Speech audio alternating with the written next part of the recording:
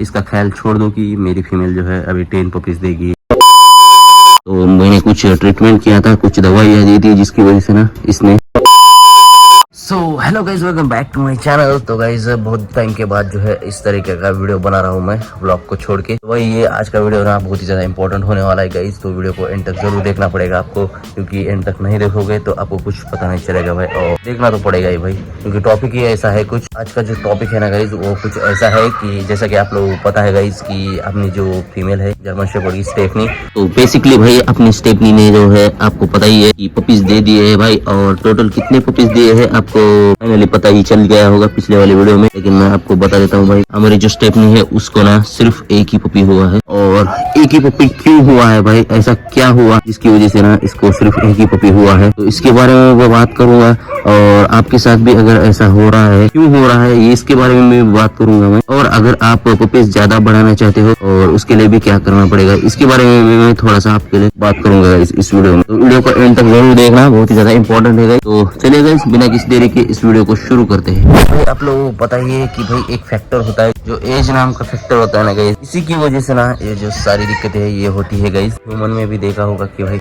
एक टाइम के बाद जो है ना ह्यूमन में भी बच्चे नहीं होते हैं भाई। तो यही कारण है कि भाई अगर आपने देखा होगा कि भाई 60 या 65 के बाद जो है ह्यूमन में भी जो है कोई बच्चे नहीं होते हैं। तो उसी का जो कारण है ना गाइज वो वही फैक्टर जो है डॉग्स में भी काम में आता है। तो गाइज बेसिकली जो अपनी स्टेफनी है, स्टेफनी की जो एज है ना गाइज, तो अभी आप अंदाजा लगाओ, कमेंट करके बताओ मुझे कि आपको क्या लगता है कि भाई इसकी एज क्या होगी अपनी स्टेफनी की। किसी को अगर अंदाजा लग रहा होगा तो बता दो मुझे कि क्या एज हो सकती है, आपको लगता है।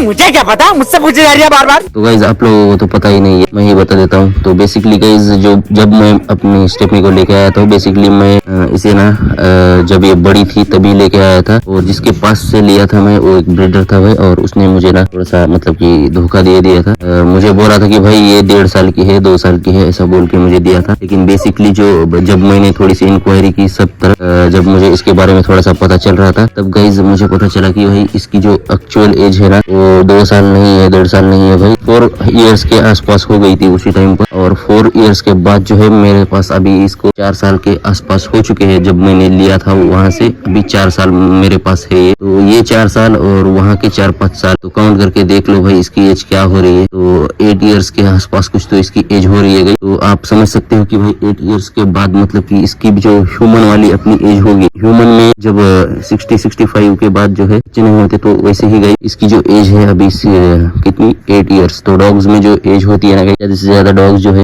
10 इयर्स से 15 इयर्स तक जो है एक्चुअल एज होती है, जबकि इनकी डेथ हो जाती है जब ये बूढ़े हो जाते हैं पूरी तरीके से। डॉग जो है 10 से 15 इयर्स तक ही जिंदा रह पाते हैं। इसके हिसाब से आप पता कर सकते हो गाइस कि इसकी अभी ह्यूमन के हिसाब से जो एज होगी ये कितनी 70 से 80 इयर्स के आसपास इसकी एज होनी चाहिए ह्यूमन के हिसाब से। तो इसी की वजह से ना गाइज इसने जो है एक ही पपी दिया है गाइज। वो भी किस वजह से, ये जो है फॉल्स जा रही थी बार बार। पिछली बार भी आपने देखा होगा इसकी ये फॉल्स निकल की जा रही थी। इसने पिछली बार भी पपी नहीं दिए थे, तो मैंने कुछ ट्रीटमेंट किया था, कुछ दवाइयाँ दी थी, जिसकी वजह से ना इसने इस बार पपी दिया है। लेकिन इसकी एज के हिसाब से ना इसने खाली एक ही पपी दिया है, वो भी उस दवाइयों की वजह से। तो यही कारण था गाइज कि इसने एक ही पपी दिया है। तो गाइज आप लोगों को समझ आ गया होगा कि क्या वजह थी भाई, किसकी वजह से अपनी स्टेफनी जो है पपीज जो है इतने कम दे रही है। मुझे लगा था कि इसकी पिछली बार जो है इसने 4 पपीज दिए थे, मतलब एक दिन का गैप छोड़कर, तो उसी तरीके से इस बार भी देगी।